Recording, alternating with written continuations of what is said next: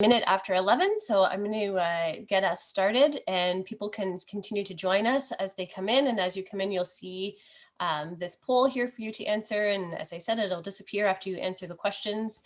So if you want to just give a click and let us know who's attending, that would be wonderful. So we'll get started with the formal part of our session.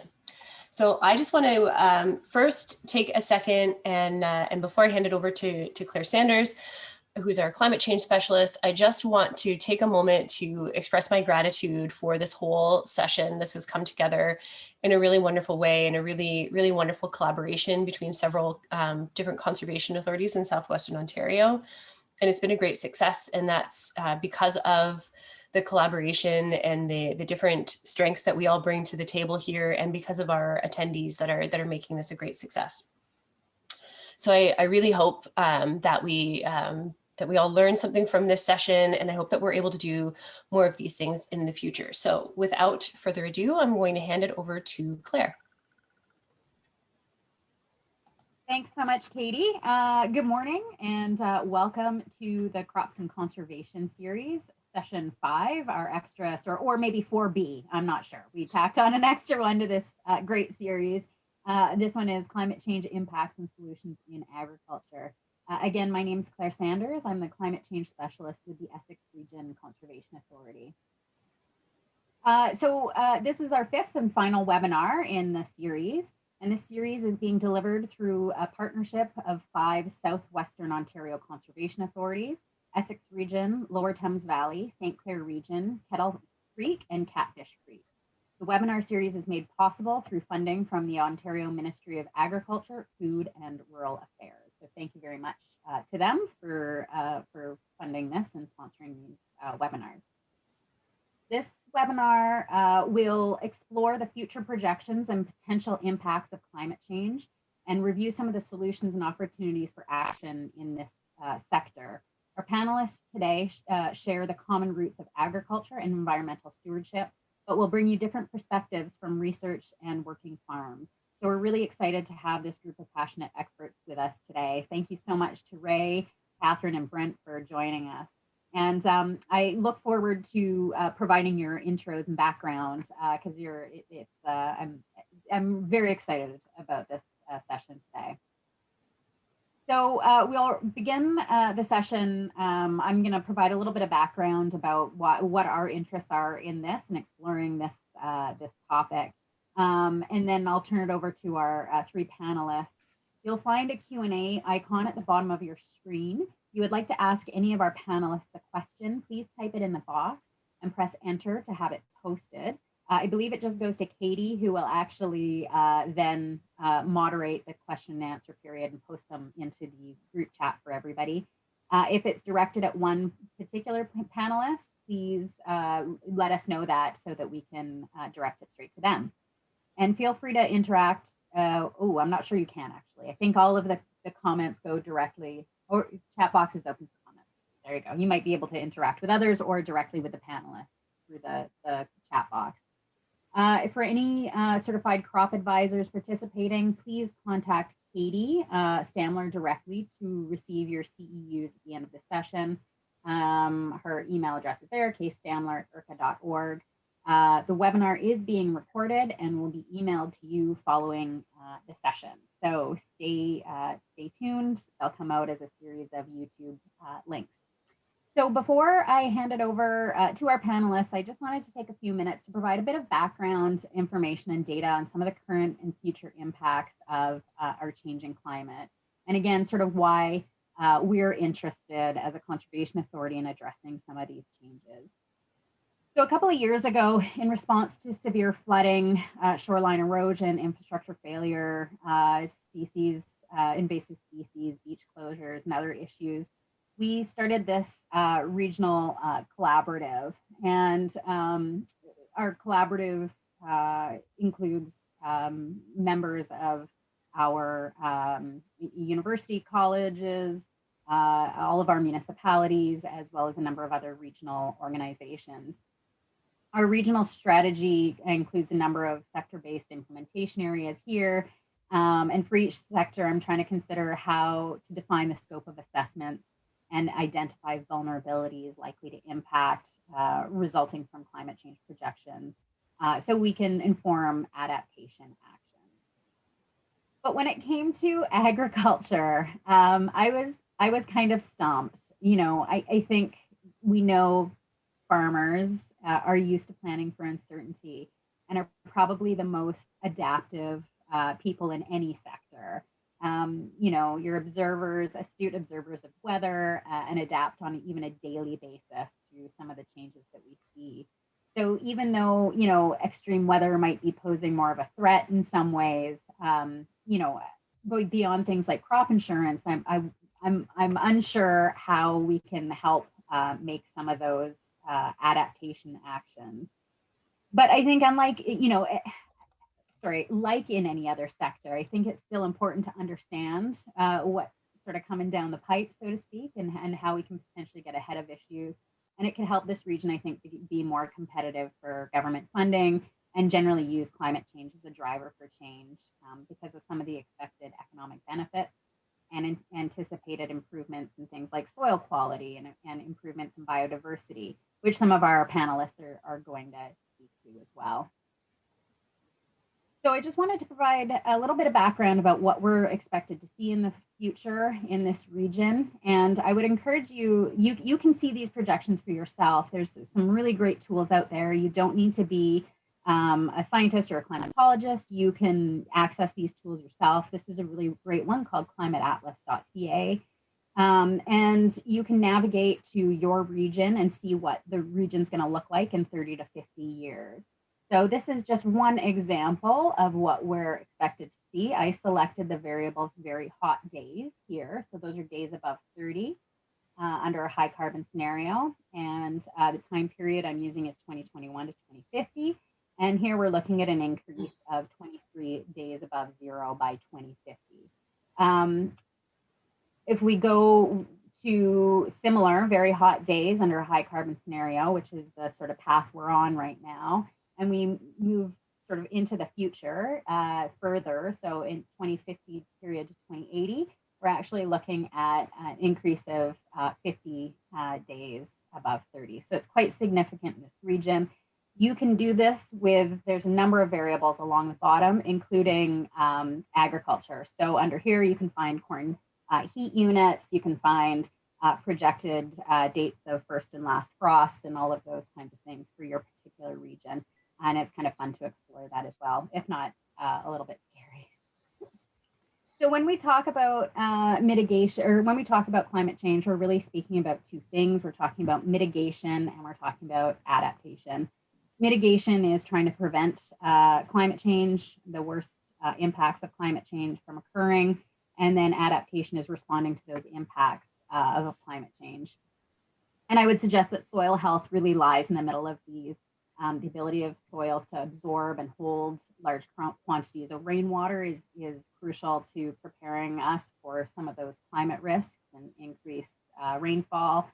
In addition, covered soils are less susceptible to damage from extreme temperatures and weather events. Healthy soils also sequester a lot of carbon, so which is, again, I think our panelists are going to speak to in more depth. So, and I think increasingly there's a recognition that farmers are really an important and unique part of the climate solution. This is OFA's position on climate change, and they're in a unique position to provide greenhouse gas mitigation opportunities.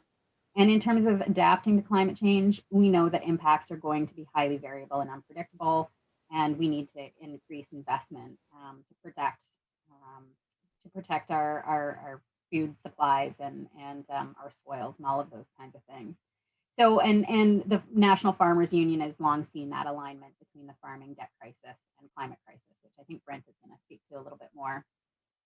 So some of the impacts, three direct impacts: warmer, wetter, wilder, will give rise to an uncountable number of indirect impacts. Just in terms of temperature, I showed that before with our climate atlas map, but we're expecting, a lot of extremely hot days in the future. Temperature impacts will affect crop and growth development, yields, growing season, fall hardening, winter thaw, all of those kinds of things. In terms of specific crop impacts, I think winter wheat is especially vulnerable to increased temperatures, and wheat growers should potentially expect a decrease or decline in yields as the temperature increases.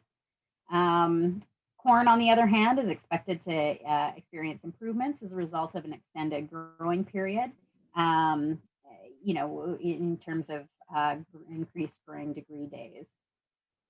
However, we also know and have seen the impact of flooding, especially at certain periods of the growing season. So waterlogged soils can have serious impacts on crop yields if they occur during early growth. And really, we saw this in, I think, 2019, when farmers couldn't get into their fields down here until June, probably June, and couldn't get corn in the fields. And drought conditions in the summer would also obviously, negatively impact most crop yields as well. As you can see here, annual precipitation is expected to increase, whereas winter and spring will get wetter instead of snow, and we'll have a slight decline in the summer. And finally, wilder weather. We're expecting more extreme events, more intense precipitation events are expected to occur more frequently. On average, rain is going to fall faster during storm events. And I think especially for fruit growers, this is extreme weather is an extreme concern. One extreme event, and really for any crop, I think one extreme event, whether it's a later frost, extended drought, excess rainfall during harvest, can really eliminate any of those benefits from improved average conditions that we might be seeing. And so finally, there's a number of other impacts. We're going to see increased weed growth, potentially from higher levels of atmospheric carbon dioxide, potentially increased prevalence of pests, pathogens in livestock and crops. So, a lot of future impacts related to climate change. And, the on-the-ground adaptation actions, I was really glad we could tack this session on to the Crops and Conservation webinar series, because I think it's actually a really nice summary of the last month of everything we've heard. And then many of the adaptation strategies are really already good BMPs. And, spoiler alert, farming's not going to get any easier in the face of, these new climate impacts. So how can we as a conservation authority and on-the-ground practitioners help support the agricultural community and advocate for things like incentives and funding to undertake this work, and encourage widespread adoption of climate resilient farm practices. So, these are some of the recommended on-the-ground adaptation actions. We're going to pull you at the end of the entire session to ask what you have considered on your farm or would consider in the future. And with that, I'm going to turn it over to our panelists right now. And we're going to start with Ray. So let me just provide, sorry, can you, oh, there we go.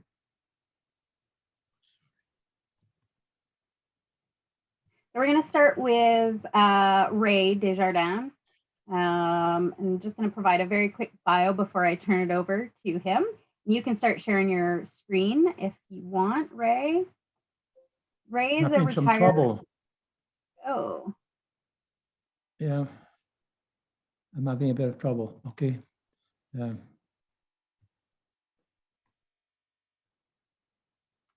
you see the share screen button at the bottom? No, sorry. Something happened, and let me see. Oh, okay. I have it now. Okay. Okay. Great. I'll let you bring up your slides as I'm just provide this little bit of background for you. Ray is a retired senior research scientist at Agriculture and Agri-Food Canada in the Agri-Environmental division. His areas of expertise include agricultural meteorology, micrometeorology, air quality, and climate change. He is a fellow of the Royal Society of Canada and was co-recipient of the Nobel Peace Prize awarded to the Intergovernmental Panel on Climate Change in 2007. And in 2018, he was appointed as a member of the Order of Canada for his research in agrometeorology and his innovative devices to quantifying greenhouse gas emissions. We're so pleased that in his retirement years, he is still willing to provide and do these webinars and connect with both conservation authorities and practitioners and farmers on this important information. So I will turn it over to you with that. Thanks so much for being here, Dr. Desjardins. Thank you very much, Claire. Good morning, everyone. I would like to thank the organizer of this meeting there. Today, I'll talk about agriculture in Canada and its impact on climate change. And I'd like to acknowledge two of my co-authors, colleague Devin Worth and Jianghui Liu. Okay, the three main topics that I'll cover today is the increase in the atmospheric concentration of greenhouse gases and the increase in air temperature in Canada.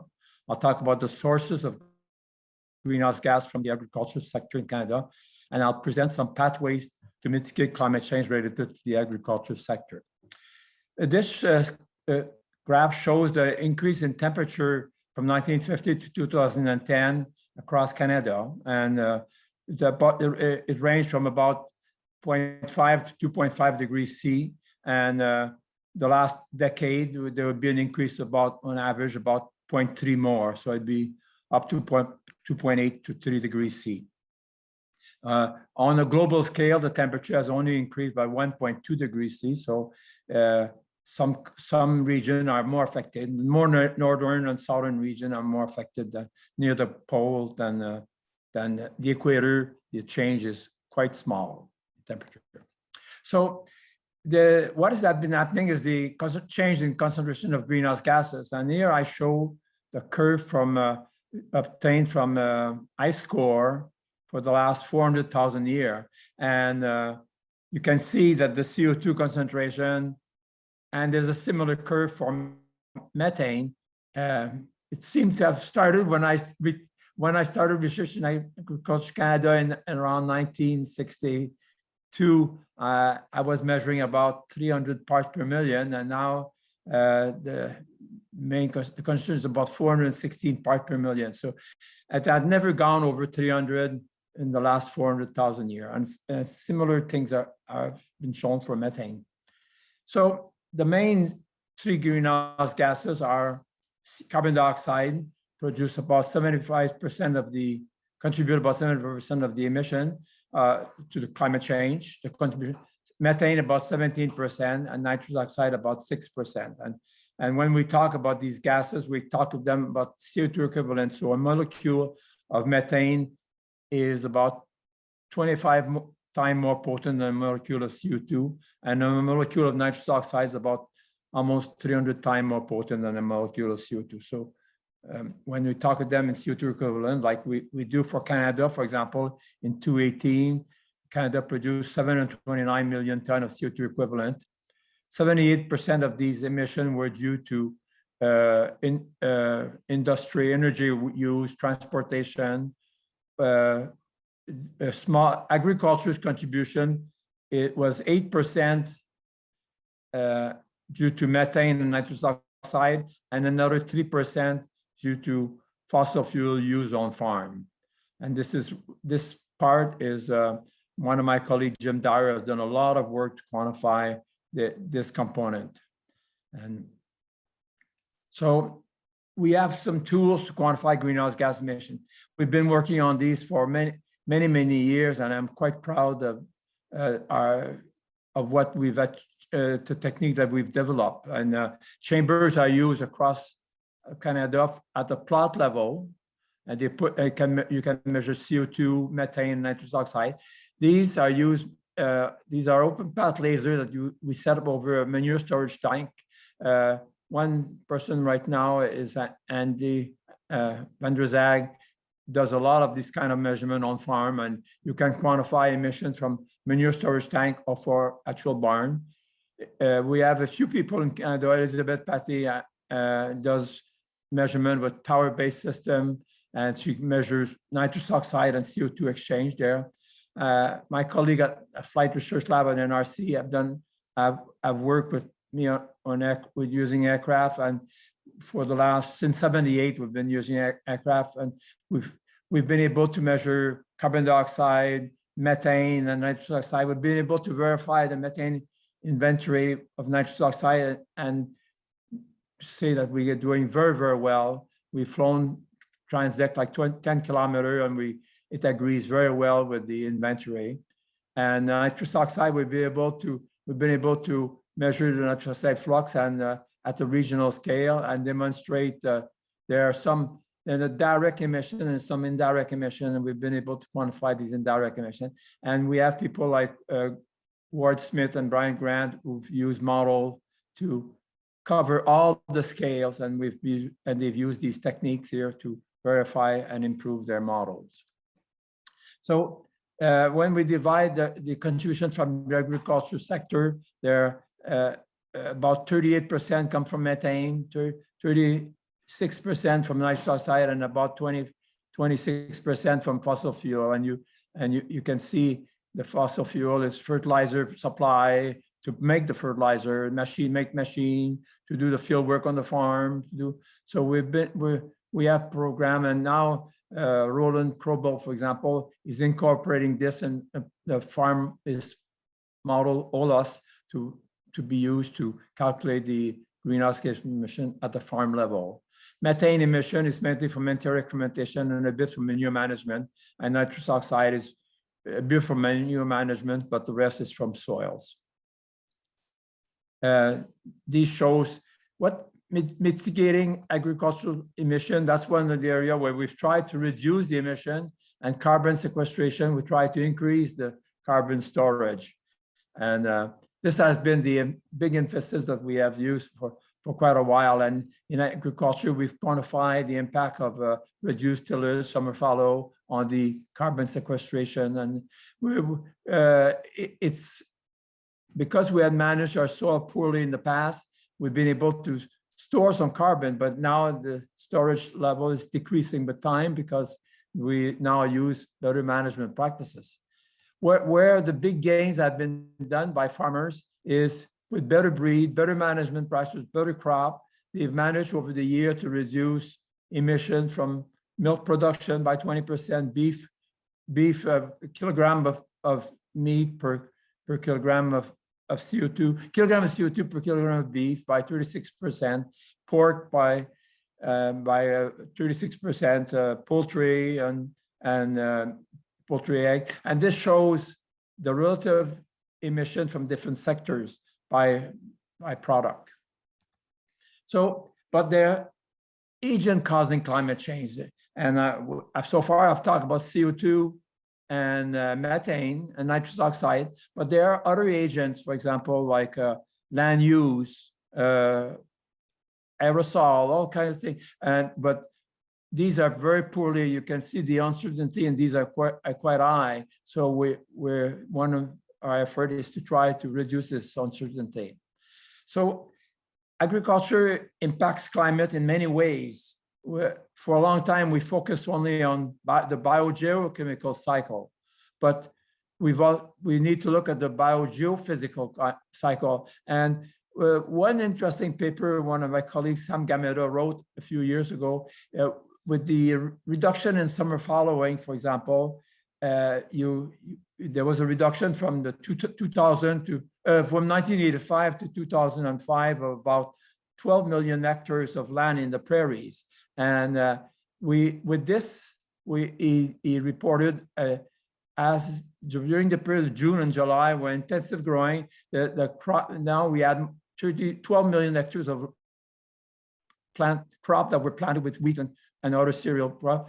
There was a lot more evaporation, and he observed a cooling of about 1.7 degrees C per decade for the month of June and July, when the crop were actively growing.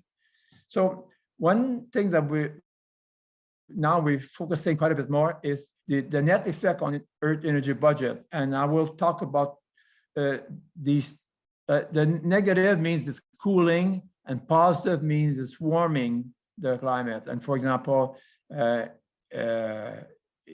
will focus on a few, but we're looking at all these, and I'll focus on reduced tillage, reduced summer following, and a bit on reduced meat consumption as the impact of the net effect. So there's no doubt when you look at crops like this, you can see or surface that there's a big difference in reflectivity, and this is called what we talk the albedo of a certain surface. And Jiang Wei Liu, who's worked with me, has recently quantified the influence of two management practices in the prairies on the equivalent atmospheric CO2 drawdown. For a long time, we had calculated the amount we increased sequestration because of these two practices. But because of the increase in reflectivity, it's equivalent to storing carbon in the air because it reflects the radiation. So in fact, the effect from the albedo effect is greater than the soil carbon effect there. And we put it all in million ton of CO2 equivalent. So recently, a group of scientists have worked with Nature United, and they've come up with 11 natural climate solutions through agricultural pathways to reduce greenhouse. They came up with an estimate, there's 37 million ton of CO2 equivalent per year by 2030. And Round River has a publication that is under review presently. And he looked at all these practices. The group looked at these, reduced tillage, cover crops, legume crops in rotation, legume in pasture, silviculture, nutrient management, avoided conversion of shelter belt, tree intercropping, riparian afforestation, biochar, manure management. For example, cover crop now, we hear some people like farmers in Quebec, for example, I've heard recently, they start thinking of planting, rather than planting their corn at 30-inch row, they're thinking of planting their corn at 60-inch row and putting a cover crop in between. And there's a lot of advantage there from many points, reducing the amount of fertilizer used and all kinds of other benefits, certainly increasing the albedo. And so it's something that we will hear more in the future. Devin Word and I have focused on manure management. We presented this where we would try to have this is practice that is used in Denmark of acidifying the manure storage facility, and we propose to do this for dairy and swine. And this practice, we estimate that by 2030, if all the farmers adopted this in Canada, from the dairy sector, we could reduce the emission by 0.4 million tons of CO2 per year, and the pork by 2.6 million tons of CO2. But this practice will only be adopted with help of government subsidies because their cost to acidify the manure storage tank. We think that a consultant could come when the tank is almost empty and put a bit of acid in the tank rather than having to try to clean it completely, and it would reduce the emission substantially of methane. So there are other ways too, and I think sometimes we just look at farmers to do everything, but I think we should look at the consumers also to do their share. So we recently quantified the greenhouse gas emission per kilogram of protein for different agriculture livestock products, and we see a big range between lamb and beef and pork and broilers. So we thought we would look at scenarios. One scenario how we could reduce consumers could reduce their greenhouse gas emission, and here's one that we look. We know that Canadian eat about 390 kilotons of protein per year. So if we were going to meet our need presently, keeping having the same amount of protein per year, but right now we eat about half of red meat. Red meat consumption is half pork and half beef, and the rest is poultry. That's the scenario that we looked at. And if those people who eat red meat were going to reduce their their consumption by about 24%.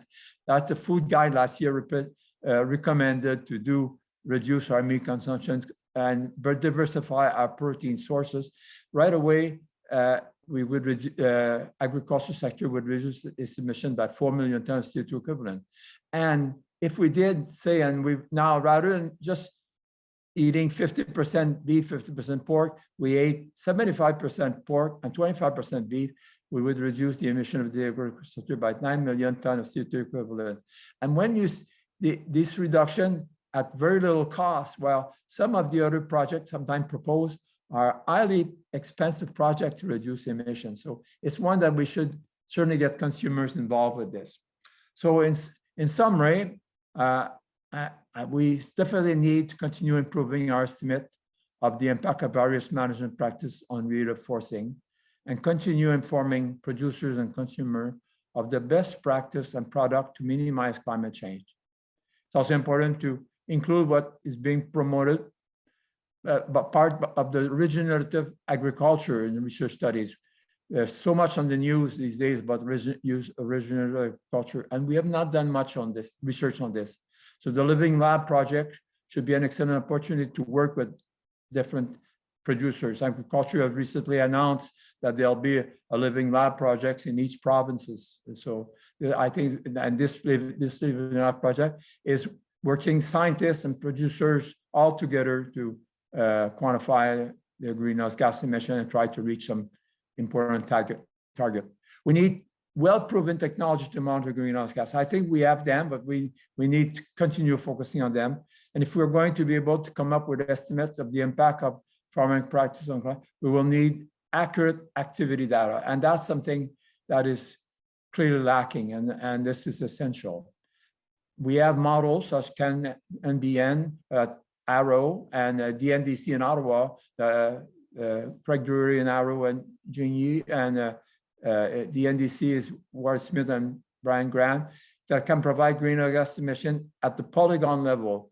But one serious gap of the present approach is our inability to validate greenhouse gas emission reduction at a large scale. We have the technology, but we need to put more effort in it. There are we see the technique, for example, that one can sample profiles of nitrous oxide. I just saw it in an article this morning in California. People are measuring the profile of nitrous oxide morning and afternoon, and the difference gives them the nitrous oxide emission at the regional scale. With the aircraft system, we can do that also very accurately. Thank you very much.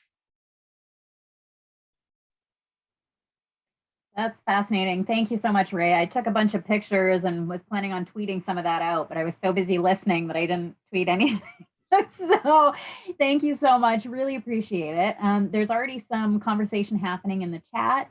Feel free to continue to either add questions there or in the Q&A for Katie, and we'll address them in the end. You know, we'll stop the screen sharing and everybody will come on and we can answer your questions directly. So thank you so much, Dr. Desjardins. I hope, don't go away.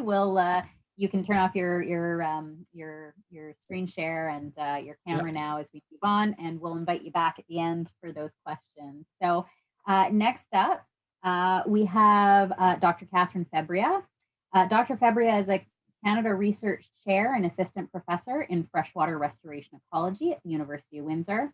Since 2019, she's been directing the Healthy Headwaters Lab based at the Great Lakes Institute for Environmental Research at the University of Windsor, where she uses science to accelerate the science and practice of soil conservation and freshwater restoration in agriculturally impacted watersheds of the Great Lakes Basin.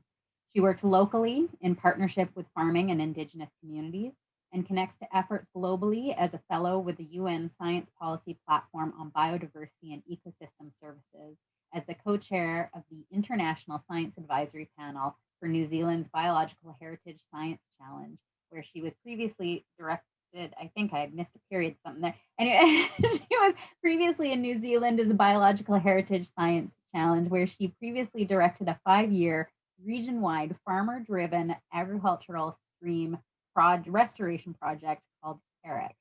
sorry if I bungled that, Dr. Febria. We're so pleased to have you here. And we're sort of taking things globally now down to locally a little bit to talk a little bit more about soil carbon as a conservation tool. So I will turn it over to you. Thank you so much.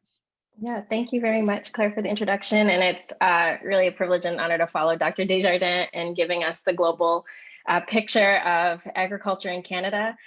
So as Claire said, we're a relatively new lab. And so I'll be focusing on the research that our group has been undertaking here in the Great Lakes, but really just mindful that it sits as part of a global kind of community trying to address climate change. And so I just wanted to acknowledge that I'm really grateful for the farming community and the Indigenous communities here in the Great Lakes that have welcomed our group. And I'll be also talking about research and lessons learned from other places where this work has been informed, particularly Aotearoa, New Zealand. And so I just wanted to bring an ecologist's lens to Dr. Desjardins' science and really just think about how our group is really consciously and intentionally thinking globally, but really trying to inform climate change action locally. And this all comes at the doorway of this new UN decade on ecosystem restoration. And for those of you that have heard about this or follow this hashtag called Generation Restoration, so much of the solutions and priorities for the decade ahead is really thinking about soils and engaging local communities and local champions to conserve soil as a restoration solution around the world.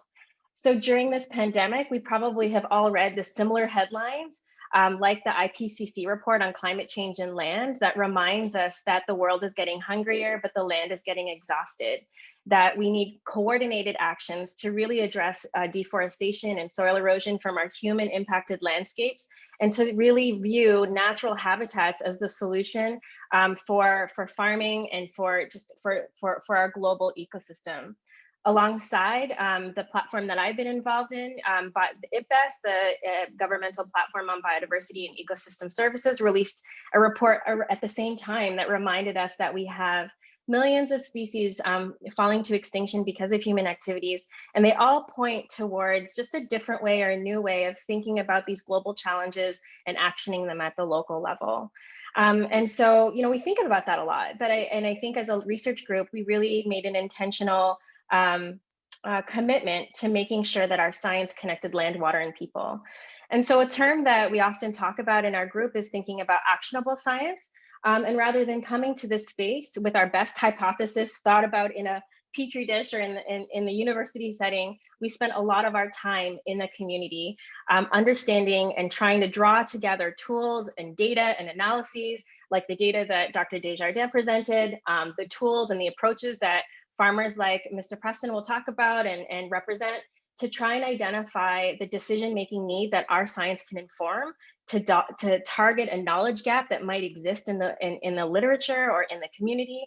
And we really try and take that process and decenter that and invest in a process of co-production to try and co-innovate solutions that are locally made and are locally driven, to really try and work towards the timescales that we need to restore our landscapes, land and water. So that's why this talk is really about thinking about carbon, not only in thinking about it in an atmosphere, but really thinking about it as our tool for soil conservation and freshwater restoration. And this is a sort of an amalgamation of a number of different projects that our group invests in, but it really is locally based, but informed by a lot of this big thinking. So we've spent a lot of the last 2 years and the pandemic talking to farmers here in Essex County, smelling soil, listening to soil, understanding the kinds of activities that are happening in Essex County, working in different partnerships, listening to IRCA and Nature Conservancy, walking wetlands adjacent to farmlands, to try and think about how science and the toolbox that I draw on in our group around ecosystem science, so measuring nutrients, looking at biodiversity, looking at relationships over space and time, to generate a baseline about our carbon fingerprint here in Essex County. So one of the tools that we talk about, I think, a lot of times we try and think about complexity maybe being a difficult thing, but what in the carbon world, complexity is a very good thing. The more complex our carbon is, the more able it is to retain nutrients, to support heterotrophic microbes that feed our invertebrates in our soil. And so when it comes to carbon and at the soil-water interface, complexity is something we're really trying to understand. One of our main tools for characterizing carbon is fluorescence DOM, so dissolved organic matter that is the basis of our soils.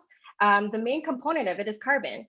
We have tools in our lab at GLEAR that allow us to generate a 3D map or a fingerprint of the carbon that we can extract from soil or measure coming out of tile drains or in our river networks. And so this is an example of some of those 3D types of maps. And so if you look towards, so right in the center left there is an example of a soil that we've collected here in Essex County in the air horizon, the top horizon. And I'll tell you how we're using this to inform it. But this tool that we use is, it's called Fluorescence Spectroscopy. Wastewater plants use it to look for sewage outbreaks, as well as rivers from all over the world and soil landscapes to generate these 3D maps. And so we now have, hundreds and thousands of these different studies around the world that confirm that, fluorescence, if you take a 3D picture of your soil, a humic-like agriculturally produced or organic produced carbon sample might look like this, where you have these two peaks. Something like a terrestrial origin type of carbon might have a 3D map that looks like this. And maybe something that's microbially produced, like an algal pond in the Antarctic, would have a 3D map that looks like this. But you can imagine that there are hundreds or thousands of carbon samples that make up a given sample. And so we generate a picture of all of the different locations and times and spaces across Essex to generate a unique fingerprint for each of those samples. We've spent the last year collecting hundreds of these sorts of samples from soils, tile drains, from the shallow soils down to depths, to try, again, generate and produce a model of carbon complexity for this landscape. This all fits as part of a broader framework that we're trying to use here in Essex to understand, what does carbon look like at the soil-water interface? What does it look like in a cover cropping farm, in an organic farm, in a farm that has a tillage regime of 2 years or 20 years? And equally, what does it look like in the tile drains and riparian spaces across Essex County? We've called our field team, we've sort of tasked ourselves with Swiss cheesing Essex County for all intents and purposes, taking samples from across these different landscapes and really engaging these early career researchers on different puzzle pieces of this project. And so Lauren Weller on the bottom right, for example, and Emily Brown have really taken on the soil project. And rather than us, again, deciding which farms we looked at, we decided to generate a gradient of different types of land uses across Essex County. And so we have a number of different farms, from our conventional plowed agricultural landscapes to farmers who have been practicing no-till farming for, as recently as 2 years ago to 20 years ago, and then other farmers that have incorporated a number of different actions on the ground, as well as a restored agricultural landscape that has now been for decades a forest, to try and, again, generate, use the real context of soil in Essex County to just inform what we think and timescales for how we think organic matter would be sequestered and become more complex over time based on these different land management actions. In terms of where we're working, these are the places that that we all kind of are. When I talk about Swiss cheesing, these are farmers, individual farmers that we've created a memoranda of understanding with. So one-on-one, they've allowed us access to their farms and their waterways to collect soil and water samples, as well as working in the urban landscape. So Cheyenne on the bottom right, looking at the differences between carbon structures in our waterways, not only in the agricultural waterways, but also in urban impacted, so around the city of Windsor. And so it's a number of different types of ways of measuring carbon, not only as a standing stock in the soils, but how does it transport into our drain network? So these are the types of methodologies. Lauren, the master's student in our group who's taken on this topic, is presenting as we speak as part of the university's student conference. And there she's sharing preliminary findings of more than 480 soil samples collected during our COVID field summer pandemic. We've really focused on soils that lie on Brookston clay soils, which is a predominant soil type in our farming landscape, and also a key knowledge gap in the literature. She will be collecting a lot of soil, not only soil organic carbon, but generating fingerprints and looking at nutrient data, not only in the soil farm field, but in the drain network to try and characterize the complexity of soil over these different spatial and temporal scales. Emily Brown, our undergraduate thesis student, has focused specifically on wetlands. As we all know, wetlands are a type of natural heritage feature that has the potential to sequester carbon more than any other types of landscape or heritage features. And so she's focusing on a waterway and a wetland property owned by Nature Conservancy in the Cedar Creek watershed, and comparing the soils and the sediments in that wetland, in the water, and the adjacent farms around it, which lie on Jetto clay, and comparing it to wetlands and farm landscapes across a broader gradient, also on Brookston clay. And to date, she's presenting this week as well. She's gathered more than 110 samples. She's generated fingerprints across all of them, created a preliminary model that suggests that we have 5 key organic matter components in these soils and water types. And it's showing us just how similar landscapes are, wetlands are to one another, but then equally how landscapes in one soil type are compared to others, as well as showing us and characterizing how quickly organic carbon complexity changes from the surface of the soil down to 60 centimeters depth. And so watch this speaks for her work. And what this allows us to do is really link above ground carbon to soil carbon. And this is why we think about using the tools that we have available in terms of nutrients to really generate a picture or a gradient of carbon conservation. If we can begin to characterize, and I hope to be able to fill in these different land use types in Essex County with actual signatures and descriptions of the types of carbon that we see across that landscape, we might be able to show a timeline of restoration in soils that captures the range of diverse land uses that we see, and embed that as part of the science.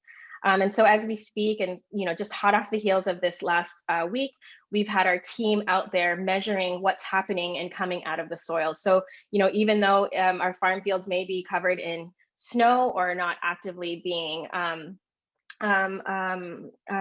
farmed, we are able to collect tile drain effluent and runoff, which tells us a little bit about the mechanisms towards how much of their nutrients are being held in the soil during winter versus how much are released during these winter runoff and spring melt events. So this brings us from the farm field into the riparian drain space and fully into our drain network. I'm excited to talk about the other element about the farming landscapes, which is our drain network. And so we have other students like Ryan, who's thinking about vegetation in these drain networks, working again in partnership with IRCA, Nature Conservancy, but also our drain superintendents, as well as our co-op student, Kirsten, to gather the literature on drain management practices, to try and not only generate and gather the evidence on how well different management practices are how effective they are for things like water quality, but then whether or not there are some really great examples in the literature for things that we might be able to trial here in southwestern Ontario. Ryan in particular is trying to look and enhance and engage the reality of Phragmites in these drains as part of a survey to look for functional traits in the types of vegetation, the non-cropping vegetation that we see in our drain waterways, to understand if there are relationships between some native biodiversity and the different traits that they have in terms of nutrient retention or even pollinator potential or pest services, so that we can rethink the roles that our drainage network play, not only as a soil conservation tool, but also as a freshwater restoration tool. And this is coupled with other researchers in our group, like Cheyenne, who has deployed cotton strips across a gradient of agricultural drains that feed off some of the same farms that Lauren's been sampling, and also throughout the city of Windsor, to try and generate some basic organic matter dynamic numbers around how quickly these drains can process nutrients through things like flow and microbes, all working together across this network. And we think what this helps us do is provide a framework for thinking about how carbon not only is a standing stock, but certainly a modulator of the kinds of functions that we want to see in ecosystems. So I hope today I gave you some ideas and some beginning early data that's coming hot off the press around how the more we understand carbon at this land-water interface, the better we can link the role of carbon as a conservation, crop strategy, and a climate change tool, because carbon is essential, as you know, to our soil health, but also in facilitating and modulating the nitrogen and phosphorus cycles, this macronutrient cycling that is all coupled. And we hope that we can characterize ecosystem variability within and across soils. So farming, as you know, is very much driven by the type of soil we have, the gradient, and precipitation. And if we can understand and engage the real world gradients that we see here in Essex County, hopefully we can inform just the timescales within which we can expect carbon complexity to build. And we can start to link this to things like nutrient processing in our drains and biodiversity. So hopefully we will start to rethink riparian biodiversity as a strategy for agricultural landscapes, thinking about sequences and tools that can help engage the idea that non-production vegetation has a role as part of our farming and freshwater solutions. So that means incorporating, the realities of managing phragmites, thinking about beneficial co-benefits in species, and really start to generate the evidence that we know farmers, drain superintendents, and conservation authorities are really looking for in terms of advancing locally made climate change solutions. So I'll take us to New Zealand just simply to reiterate that this is happening around the world. And we have lots of examples where partnerships are really the solution. And so I invite you to think about, I know we think about Aotearoa New Zealand as a place of hobbits and running water landscapes, but this is also very much a landscape similar to the Great Lakes, where low-lying clay plain gradient streams have been dominated by a particular type of agriculture. And so for 5 years, it was a privilege to be funded by a farming nonprofit that really took us scientists to task to generate solutions for farmers that could be implemented at the edge of the field, in the riparian margin, within the margins, as well as in stream. And a lot of those conversations were about, a lot of our work was really engaging in this actionable science translation process. And over 5 years, we engaged 23 different farming families over more than 10 kilometers of streams that were proactive farms to trial 14 different combinations of tools, as well as the district councils, the superintendents, the Indigenous rights holders, and industry, all under the umbrella of an experiment. It looks something like this: a typical drain that was not functioning in terms of flood mitigation or biodiversity or any farm management benefits. We engaged the local community. We tested a hypothesis about finding native plants that could outcompete the nuisance weeds. The various community members engaged in the planting of that. We had student researchers working on farm to measure the maintenance required with finding native vegetation as a flood mitigation solution, finding species that had nutrient potential as well as pollinator potential. And within 3 years, that drain no longer needed any sort of drain maintenance and provided numerous co-benefits that the farmer and the community all could get behind. We invested in translating that science. So there's currently a whole bunch of, I think, 47 different newsletters and tool tip sheets, radio shows that we engaged in to ensure that the community understood what we were doing. And I think the best example of what we could do at the local scale is through co-partnerships. And we recently wrote about how our little project ended up being co-invested into numerous other projects at the watershed scale. And this was truly, again, farmer driven, but all of us coming to the table with different types of projects we could all bring together in a single watershed. And finally, it was a privilege to be able to use those watersheds and demonstration walks to bring colleagues like Mananui Ramsden to talk to farmers and community members about how, investing in infrastructure at the landscape and doing something at the individual farm scale was part of a bigger challenge and common and greater understanding about stewards in the land and building relationships within across our farming communities. So I just leave you with 3 takeaway points: that this is a research framework. We're still using our water quality and biodiversity tools. We're trying to do this while leveraging partnerships and working strategically. And I know that Mr. Preston will talk about that. We really need to think about accelerating social infrastructure so that scientists can work together with farmers. And there's no better opportunity than now. So I invite you all to participate in this experiment, Generation Restoration, to see what we can do to arrive at solutions that are locally made, but are certainly on the path towards sustainability. with that, I'm happy to engage with you further in other spaces. Our lab has a community storyteller and different socials for various people to engage with you. And I look forward to the questions that will come. Thank you. Thank you so much, Catherine. That was terrific and so much information. Again, these are going to be recorded and available for folks if you want to go back. Please get your comments, questions in the chat or the Q&A. We will follow up at the end. We've got about an hour and a half here, so we're going to pass it over to Brent right now for his piece. But I just want to say, sun streaming in here. I'm excited to get out in the field and smell soil myself. I love that. You're smelling soil all over the, the county. So thanks so much, Catherine, and we'll come back to you shortly. So our final panelist, I'm so pleased Brent could join us today. We're sort of taking it globally to locally to sort of the policy piece. And he's going to tell us a bit more about the work of Farmers for Climate Solutions, which is a new national coalition of farm groups that is advocating for government support for climate-friendly agriculture.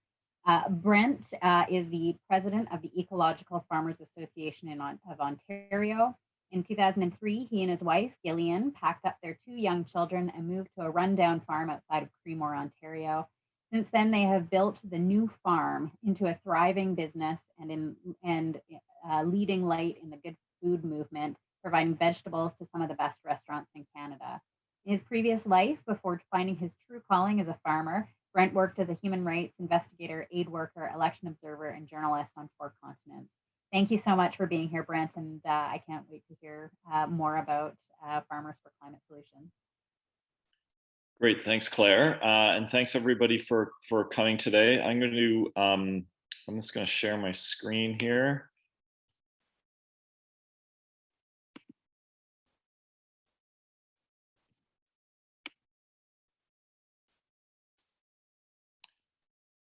All right, hold on, I got it.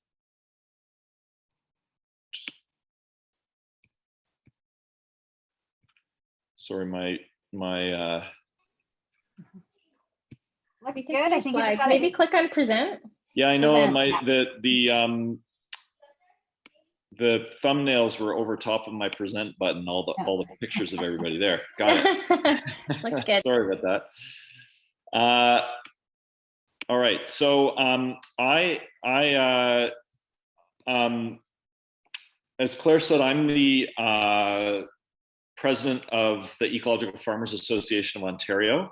I'm also part of Farmers for Climate Solutions, and I'm going to talk to you all today about how we sort of translate these on-farm practices that we have been talking about and that we know can play a role in mitigating climate change. How do we broaden the adoption of those practices, spread them across the landscape, looking at the sort of policy side of the equation of how we get moving on a more climate-friendly agricultural system. So my wife and I farm, hold on. There we go.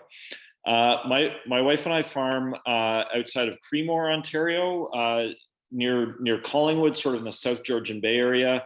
And we grow vegetables that we primarily sell into food service. So we supply restaurants and institutions and things like that through a number of distributors.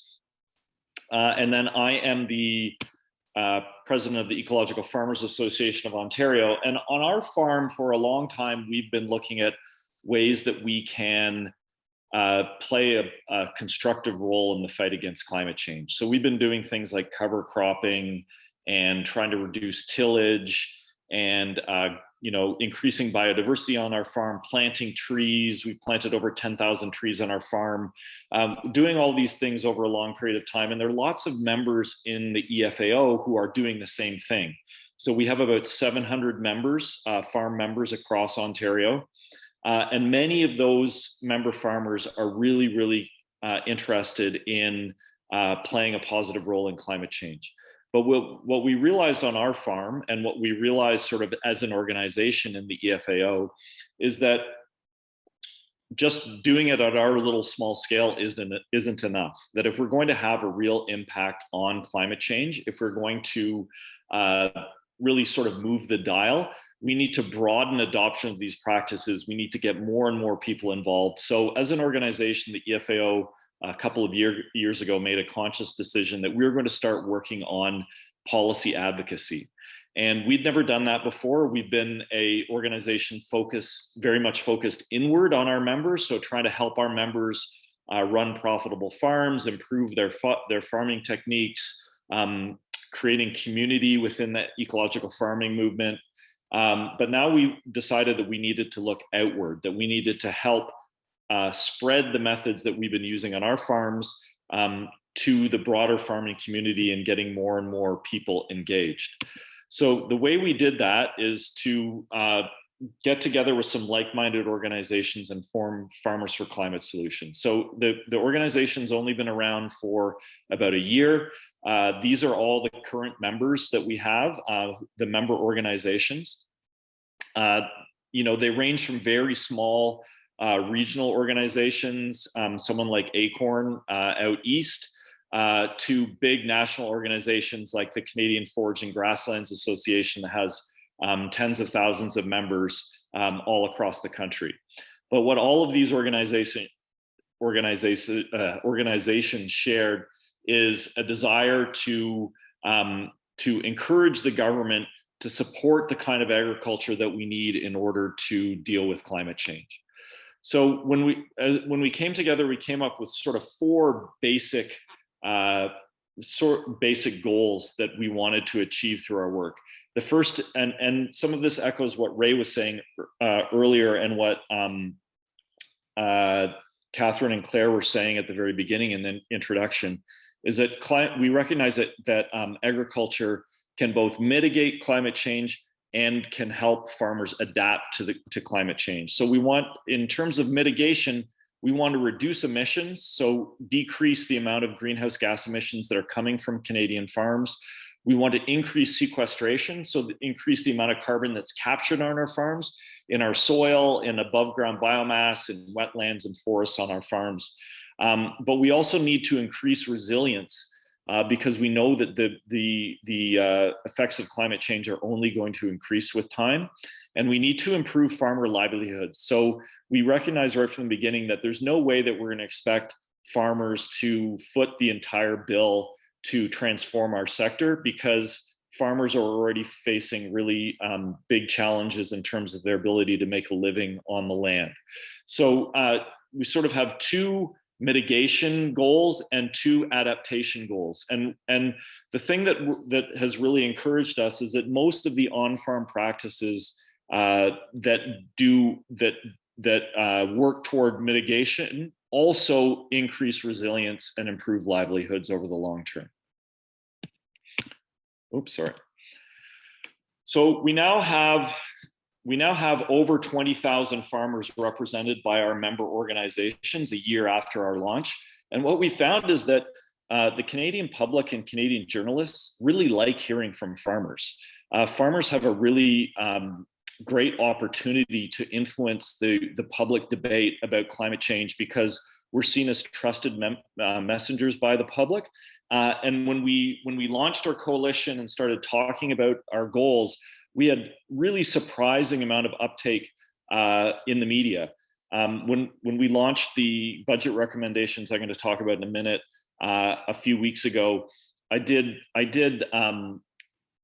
like the executive director and I did something like 22 radio interviews on local CBC stations from coast to coast in the course of one morning, going from Newfoundland to Victoria, talking to radio stations all across the country, and people really, really interested in what we had to say. So that's been really encouraging.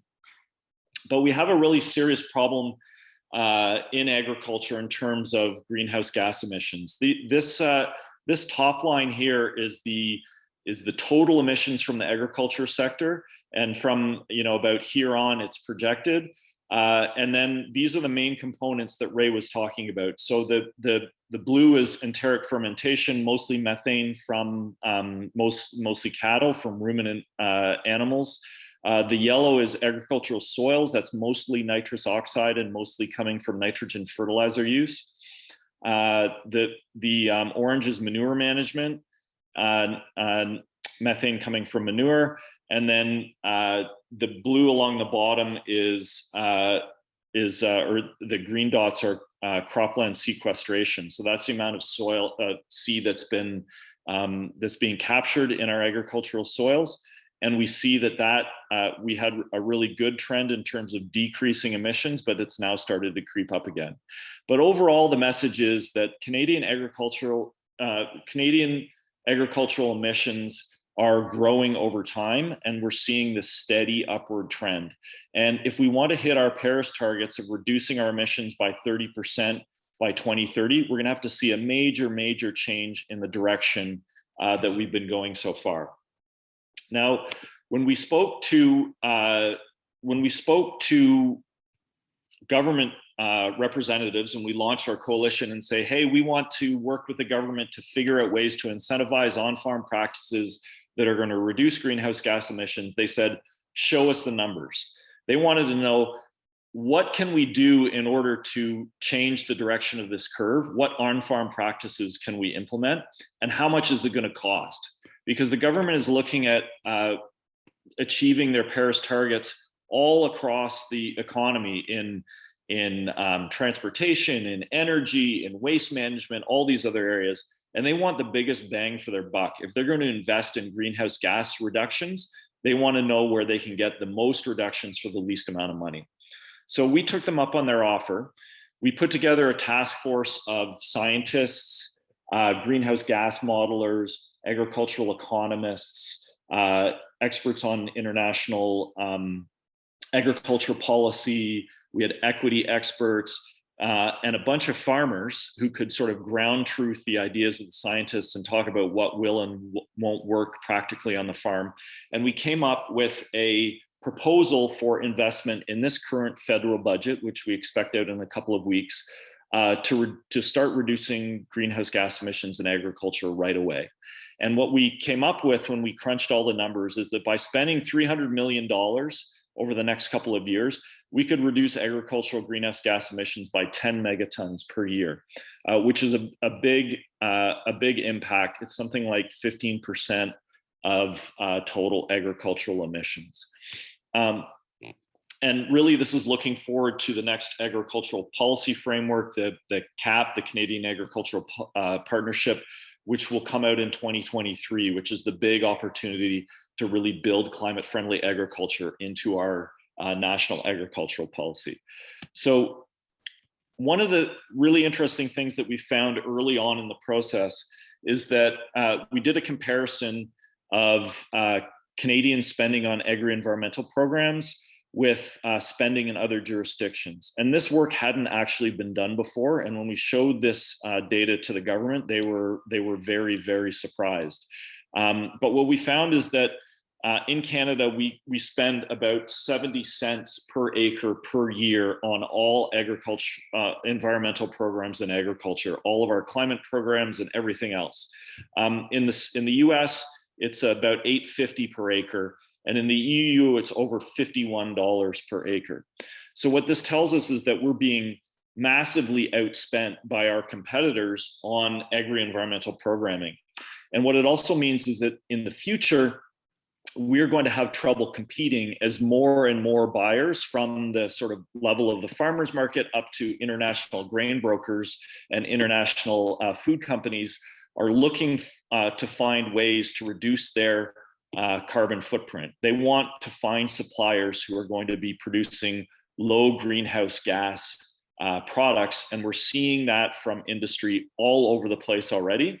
And we are not going to be able to compete with our competitors if we continue to underfund this area. So we came up with 6 priority programs that could be implemented right away that would have an immediate impact on greenhouse gas emissions from Canadian agriculture. And I'm going to talk about each of these really, really quickly, but there are really 4 that involve on-farm practices. The 5th is really a pilot project to try to figure out ways to get more clean energy, battery electric tractors and things like that on farms. But there's 4 that we can implement right away that are going to have a really dramatic impact on our emissions from our sector. The first is nitrogen. So nitrogen fertilizer is really now the single biggest source of greenhouse gas emissions in agriculture, both from manufacture and nitrous oxide emissions on farm.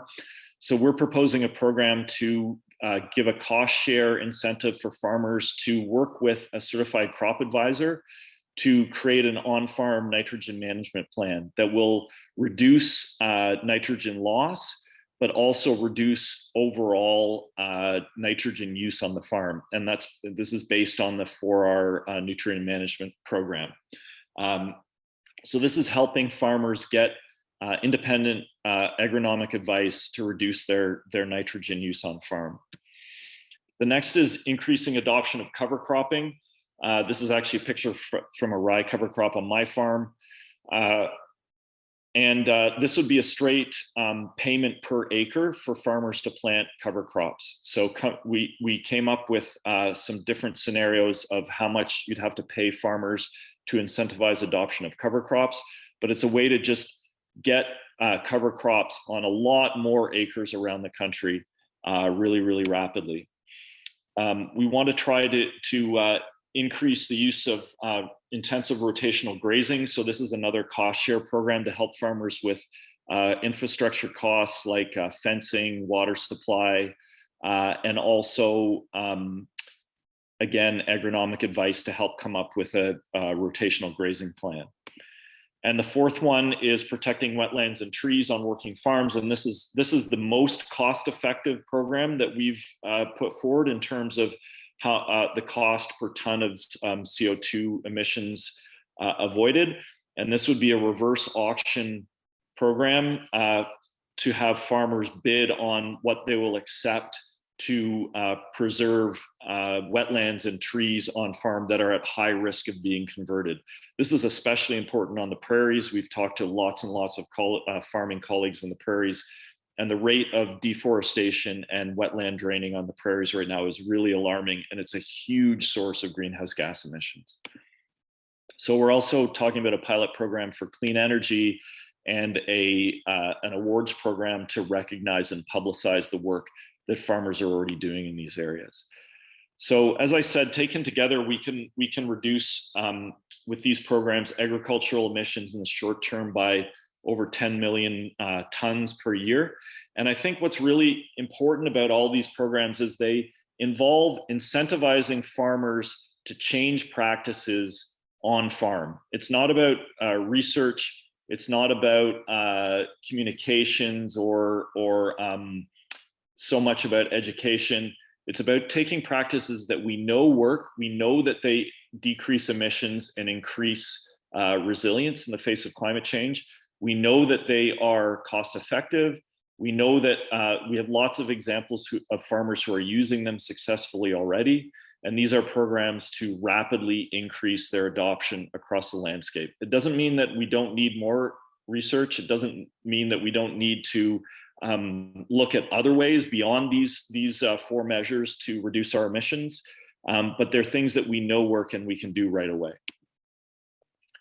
So I have found this, I've been over the past year become completely engrossed in this work and have spent a ton of time this winter working, in meetings, Zoom meetings with scientists and talking about all sorts of technical aspects of greenhouse gas mitigation that I never thought I would be talking about in the past as a practicing farmer. But it's something that's been personally really rewarding for me and has helped me feel like I have some agency in the face of this overwhelming problem of climate change. And the feedback that we've had from the government so far has been extremely positive. As I said earlier, the public loves hearing from farmers, but the government also loves hearing from farmers. I've been in multiple meetings with officials from Agriculture and Agri-Food Canada who have said, it's so nice to be in a meeting with farmers, with actual farmers. And it made me wonder, who exactly are you meeting with the rest of the time? But our voices can be really powerful. When we as farmers who are implementing these practices on our farms talk about scaling them and increasing their adoption, it can be really, really impactful and really powerful. So I encourage all of you who are out there farming or from the CAs who are interested in this work to visit our website, get in touch. We're really hoping to ramp up activities over the coming year, and we're cautiously optimistic that there's going to be some significant federal investment in the budget next month that will help us implement some of these policies. So that is what I have for today. So that's terrific. Thank you so much, Brent. And I've been following National Farmers Union and Farmers for Climate Solutions over the last year. And so I think it was when Colin Little suggested he'd seen you at speaking, and I was like, yes, I'd love to hear about some of this work, because I think it's so, I think a lot of us want to do something, we don't know what, and you've made it so practical. And you know, when it comes to applying for those grants or whatever it is, you know, we can make ourselves, you know, competitive for those grants and those kinds of things. So I'm going to turn it over to Katie, who's going to facilitate a little bit of a Q&A and tell us whatever has come in at the chat and chat box. Thanks, Katie. Awesome. Thank you all so much. So first, I'm going to launch our closing poll. So if you can just take a second and answer the questions there, that'll help us. As we said, we're funded through a particular grant, and this will help us answer some questions on that. So please answer that poll, and it'll disappear after you answer the questions. So the sooner you do it, the sooner it'll be off your screen. And just a reminder, there's no questions in the Q&A box. So if you do have questions, please pop them in over there. There's a couple in the chat here. So the first was for Ray. So you were talking about summer fallow, which in this area, we don't necessarily have a lot of summer fallow. So the question is whether we'd expect a similar thing from winter cover crops to have a similar effect on albedo as decreasing summer fallow would. Yeah, certainly, especially with dark soil, it would be a big effect, you know. We will quantify this. There are a lot of ways like this, like things that we have not quantified at all, like shelter belt, for example. They have a benefit with, I know we don't use them in Ontario very much, but they have a benefit with the soil carbon with sequestration, but they might have a bad effect due to radiative forcing due to albedo. But cover crop are certainly a good thing as far as it certainly would increase the impact of the whole impact on climate change. Schooling.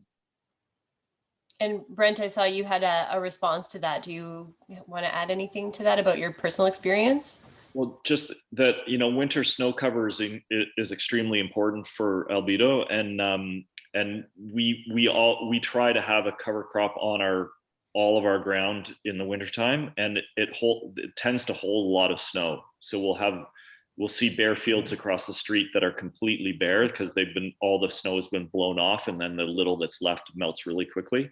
And our fields will be completely white because the cover crop is holding that snow there, which has all sorts of benefits beyond increasing albedo. And I've got someone with their hand up. I'm going to click this button, Earl, that says allow to talk, and that should actually allow you to ask your question. So if you want to just unmute yourself, then you can ask your question for Catherine. Oh, thank you very much. Catherine, we farm in Chatham, Kent, just to the east of you there. And I've been involved with rural stewardship and conservation for many, many years.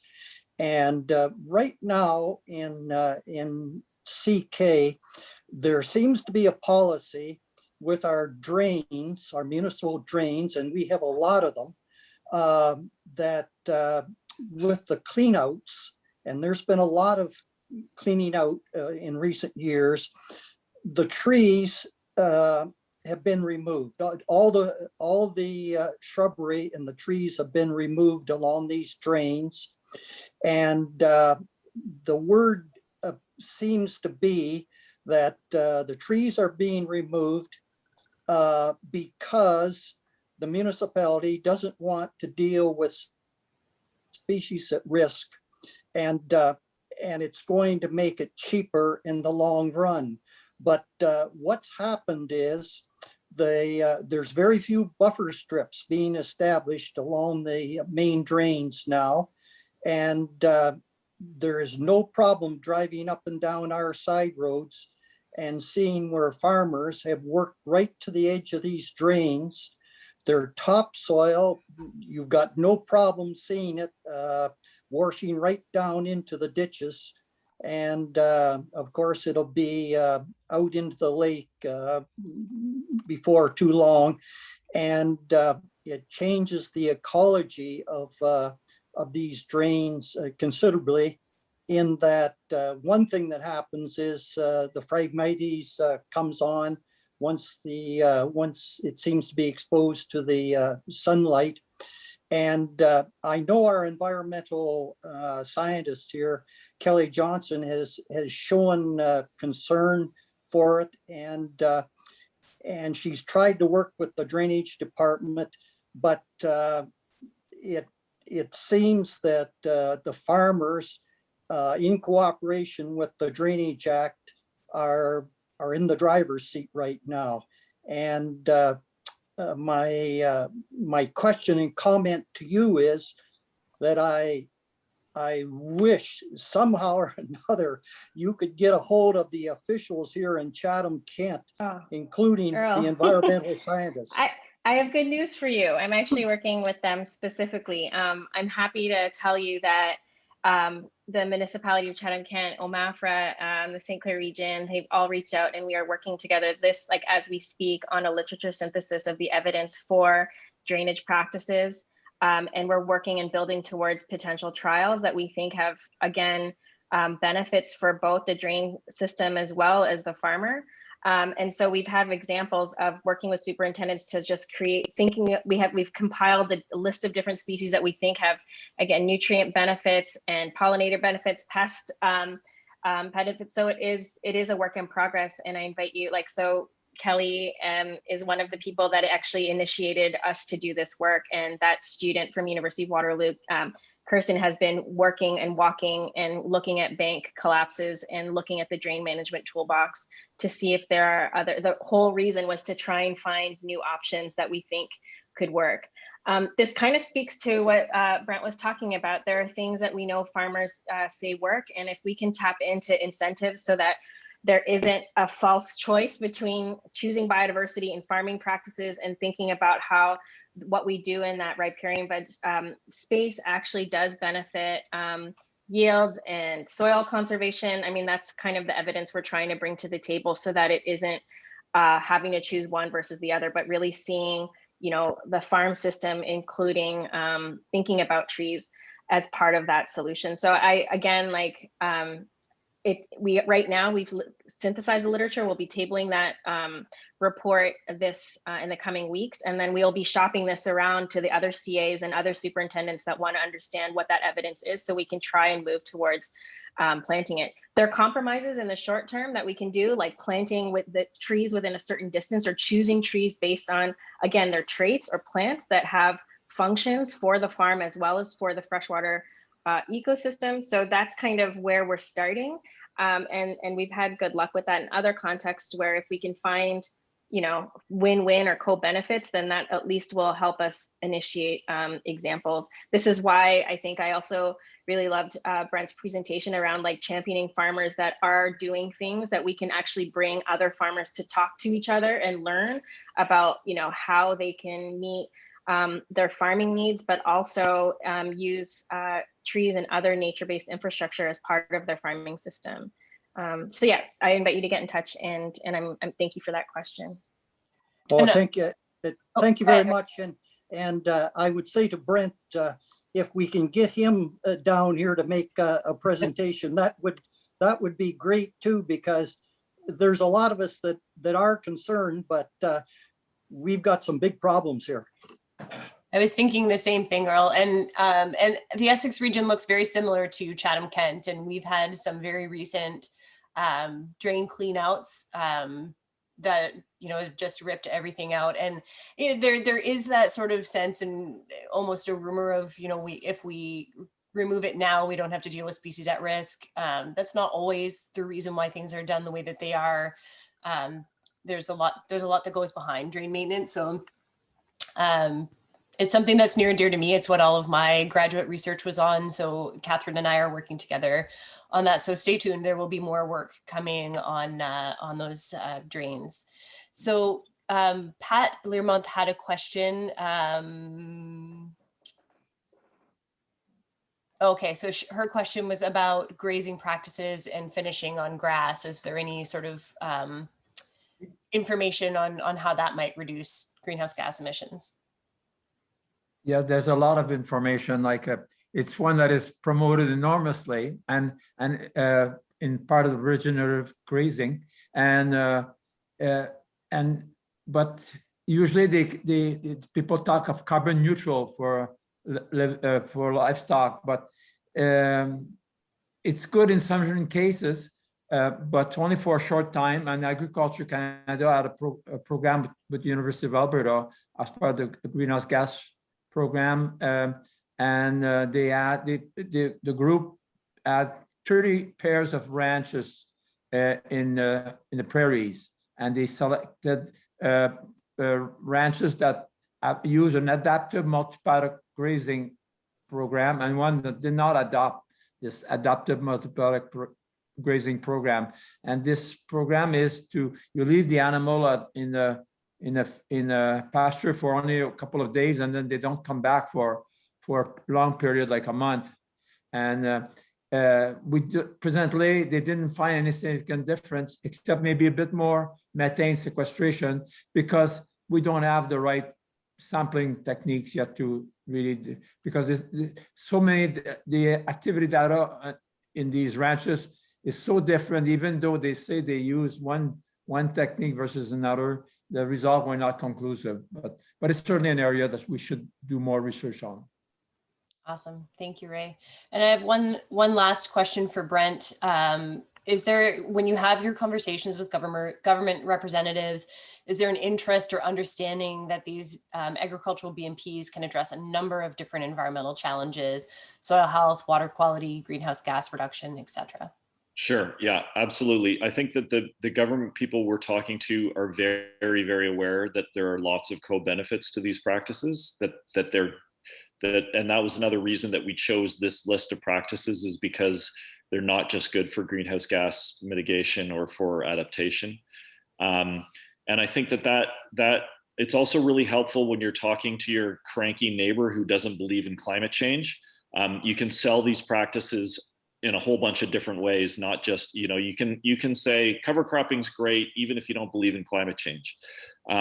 So I think that's really well understood by the government. And I think, generally we've found that the technical folks, like the kind of folks that Ray used to work with at AAFC, and the political people as well, they're all very enthusiastic about these BMPs. They all recognize that they're positive, and the same goes with the mainstream, so-called mainstream larger farming organizations. So when we talk to the CFA or to the Grain Farmers of Ontario, they all say, yeah, these are great practices, and if we can get the government to incentivize them, then we're on board for sure.